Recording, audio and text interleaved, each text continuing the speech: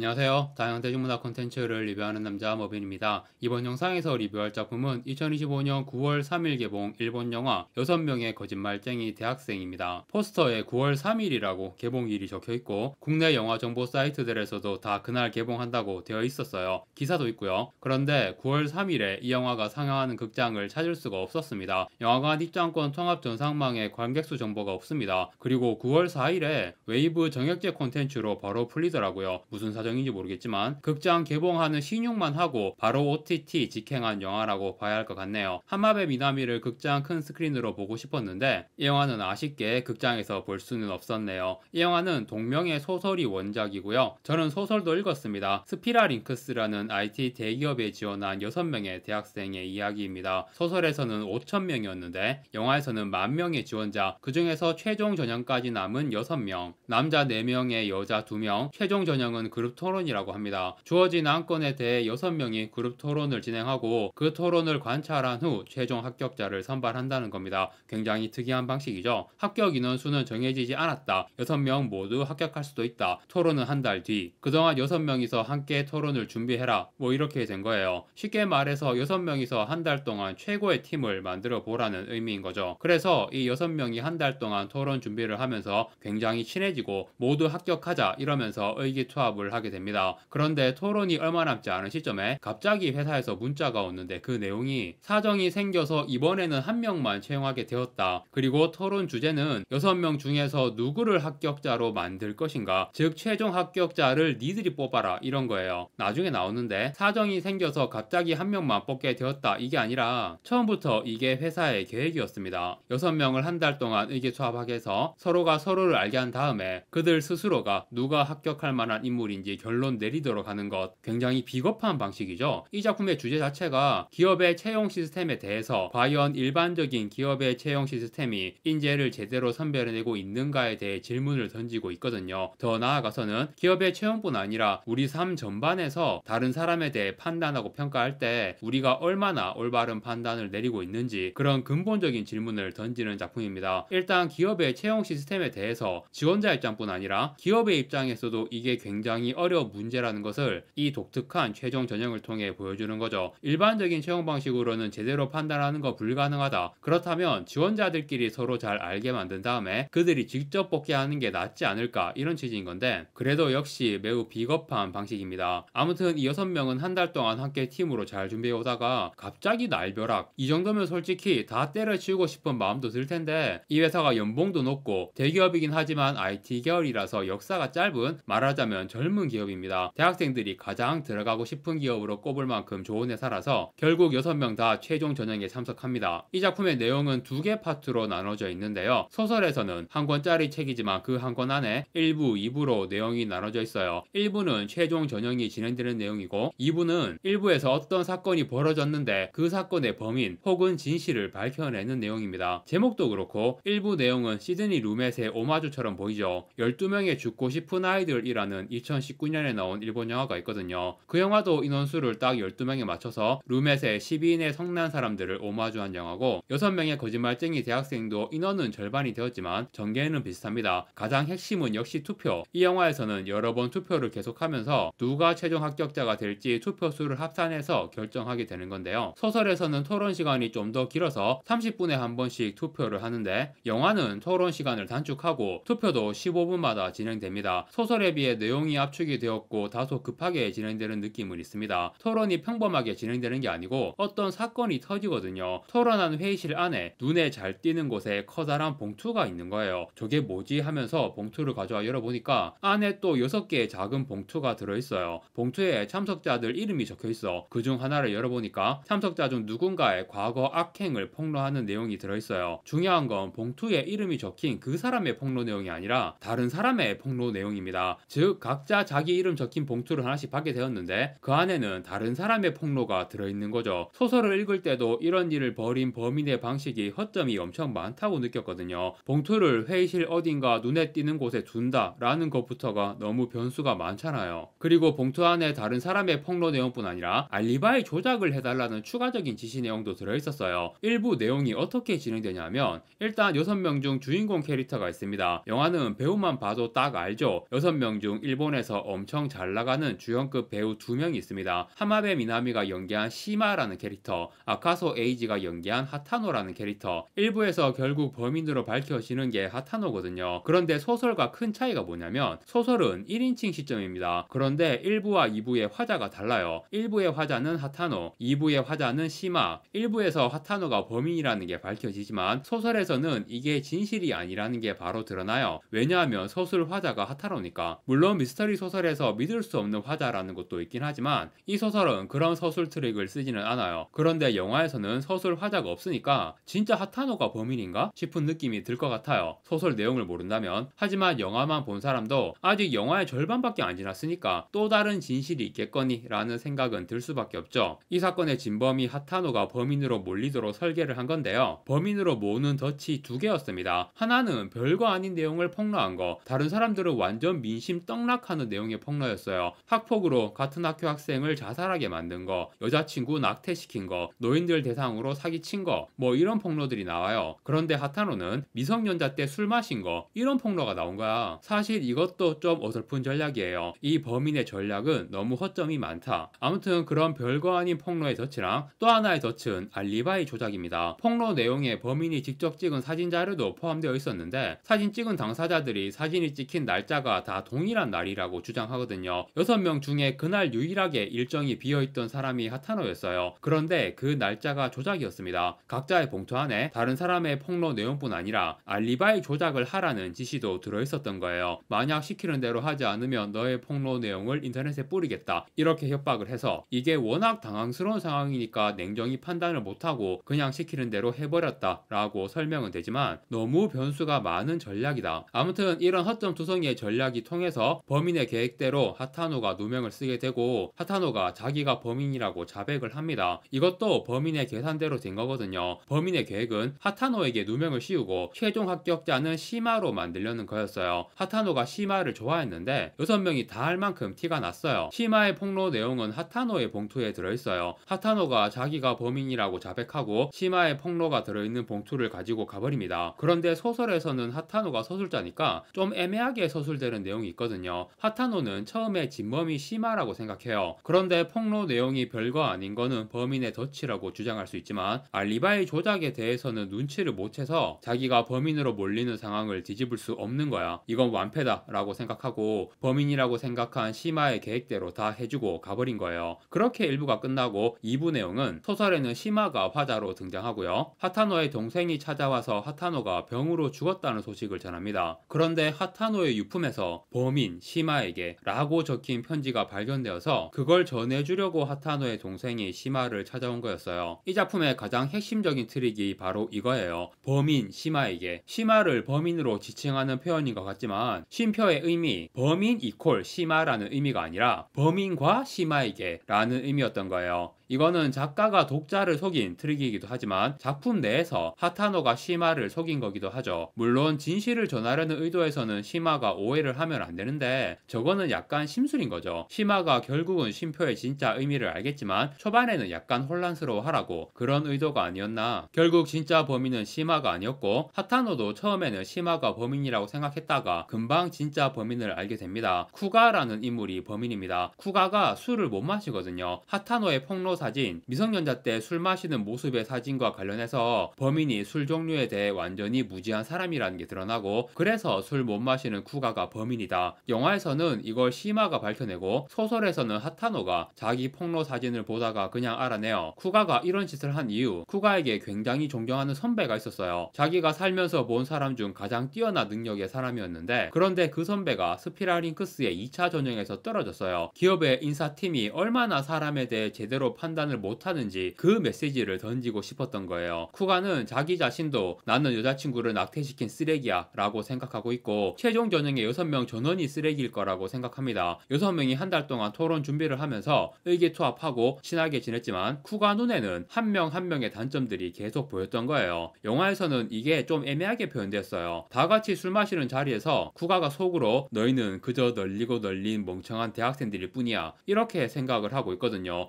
영화만 보면 보면 아니 술 좀 풀어줘서 마시는 모습 보고 이렇게까지 생각할 일인가? 라는 생각이 들거든요. 그런데 소설을 보면 더 구체적인 내용이 있어요. 영화에서도 관련 장면이 나오긴 하거든요. 한국과 일본이 술 문화가 좀 달라서인지 한국은 보통 통일해서 마시잖아요. 그런데 일본은 각자 자기가 원하는 술로 종류를 다르게 해서 따로 마시는 것 같아요. 그런데 시마가 마시고 있는 술, 이 병을 디켄터라고 하던데 시마가 술을 잘 못하는데 이런 커다란 디켄터의 술을 다 마시게 하는 걸 보고 쿠가는 억지로 술자리 분위기에 어울리도록 강요했다고 오해를 했어요. 그런데 사실 시마가 마시고 있던 건 술도 아니었고 그렇게 된 사연이 다 있는데 이걸 몰랐던 거죠. 그뿐 아니라 봉투 안에 폭로 내용이라든가 안 좋게 보였던 모습들이 사실은 다 사정이 있었어요. 그러니까 이 작품의 주제는 눈에 보이는 게 다가 아니다. 눈에 띄는 단면 몇 개를 보고 판단하지 말자. 그런 거거든요. 소설을 읽으면 이런 주제가 잘 와닿게 전달이 되는데요. 영화는 생략된 내용도 많고 너무 내용을 급하게 전개해서 소설에 비해서는 주제의 전달력이 떨어집니다. 아무튼 소설 2부에서는 시마가 한 명 한 명 다 찾아다니면서 대화를 나누는 내용인데 영화에서는 한 번에 다 불러 모아서 진실을 밝히는 내용으로 변경되었습니다. 영화에서는 이렇게 하는 게 더 적합하긴 하죠. 하타노 캐릭터에 대해서 소설과 결정적인 차이가 있는데요. 하타노가 각 인물들의 폭로 내용과 관련해서 더 조사를 하러 다녀요. 영화에서는 하타노가 처음에는 복수심으로 그런 조사를 하다가 알고 보니 다 사정이 있는 거였고 나쁜 녀석들이 아니었구나 라고 알게 되는 내용인데요. 소설에서는 그런 복수심이 처음부터 없었어요. 오히려 범인이 틀렸다는 걸 증명하기 위해, 즉 처음부터 하타노는 믿고 있었던 거예요. 그런 폭로 내용으로 성급하게 판단하지 않고 나쁜 녀석들이 아니라는 믿음을 가진 채 조사를 해서 결국 그걸 증명해낸 거거든요. 이 차이가 중요한 게 뭐냐면 소설에서는 시마가 하타노에 대해 나는 그 폭로를 보고 의심부터 했는데 너는 끝까지 우리를 믿고 있었구나 라고 막 감동을 하게 돼요. 그런데 마지막에 하타노가 이 스피랄 링크스 회사에 보내려고 한 편지 한 통이 발견됩니다. 편지 내용이 그 채용 과정은 엉터리였고 시마의 합격은 취소되어야 한다 뭐 그런 내용이었어요. 그 편지를 보내지는 않았지만 이런 편지를 쓸 정도의 찌질한 면모도 있었다. 시마는 그 편지를 보고 그냥 웃어넘깁니다. 누구나 작은 결점들은 다 있고 그런 면모를 알게 되었다고 해서 나쁜 인간은 아니라는 게 이 작품이 던지는 메시지니까요. 이게 소설 마지막에 딱 던져지는 킥인데 영화에서는 하타노가 처음부터 찌질한 복수심을 가진 모습으로 나와서 이런 메시지도 소설에 비해 임팩트가 약해졌죠. 그리고 영화에서 시마의 폭로 내용만 끝까지 공개가 안 되는데요. 소설에서는 나옵니다. 그런데 이게 영화에서 생략된 어떤 캐릭터와 관련이 있어가지고 시마가 마약 논란이 터진 어떤 연예인의 동생이고 그 연예인과 한 집에 살고 있다. 그런 내용의 폭로였습니다. 영화에서는 그 연예인 관련 내용이 생략되었기 때문에 하타노가 시마의 폭로 내용은 보지 않고 불태워버린 걸로 변경을 했습니다. 전체적으로 미스터리 장르로서 허점이 많은 작품이긴 한데요. 그런데 기업의 채용 전형과 관련해서 이런 미스터리를 만든 자체가 내용이 꽤 흥미진진했고 주제나 메시지도 꽤 와닿는 부분이 많았고요. 영화에서는 배우들도 잘 어울리고 특히 하마베 미나미가 너무 예뻤습니다. 소설, 영화 모두 나름 재밌게 봤어요. 웨이브 구독자라면 한번 보시길 추천드리겠습니다. 영화 6명의 거짓말쟁이 대학생의 리뷰는 여기까지 하고 마무리하겠습니다. 구독과 좋아요 부탁드립니다. 시청해주셔서 감사합니다.